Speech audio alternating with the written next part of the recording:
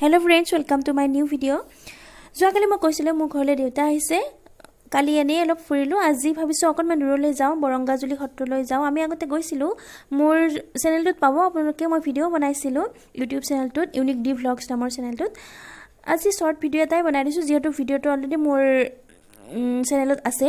দেউতাক লৈ গৈছো আজি চাই দেখিবচোন ভিডিওটি সম্পূৰ্ণকৈ পাই গৈছো বৰংগাজুলি সত্ৰ আমি তিনিজনে গৈছো হাজবেণ্ড মই আৰু দেউতা এই সত্ৰখন ওদালগুৰি জিলাত অৱস্থিত বৰংগাজুলিত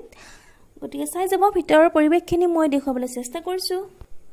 ভিতৰখিনি দেখুৱাবলৈ চেষ্টা কৰিছো নামঘৰটোৰ যেটো ভাদামা চলি আছে ইয়াত নাম প্ৰসংগও হৈছিল কিন্তু আমি নাম প্ৰসংগ নাপালো প্ৰসাদী খাবলৈ পালো এয়া আছে সত্ৰখনৰ বৰ্তমান সত্ৰাধিকাৰ নিৰঞ্জন বড়ো মহন্তৰে মনটো কিবা এটা প্ৰশান্তিৰে ভৰি গৈছে দেই সঁচাই ভাল লাগিছে বহুত আহি আমি এনেদৰে বহি লৈছো আটাইগজনে নামঘৰটোৰ পৰা ওলাই আমি বিশেষ কোঠাটিলৈ গলো ইয়াত পুৰণা সত্ৰাধিকাৰ হৰকৃষ্ণ মহন্ত আতৈদেৱৰ ইয়া স্মৃতিসমূহ সংৰক্ষণ কৰি ৰখা হৈছে 2 বছৰ আগতে তেখেত ঢুকাইছে খুব ধুনীয়াকৈ তেখেতৰ স্মৃতিসমূহ থৈ দিয়া হৈছে ইয়াতে এখন বিছনা 1 মিনিটৰ ভিতৰত ইমানখিনি দেখুৱা সম্ভৱ নহয় তথাপিও চেষ্টা কৰিছো মই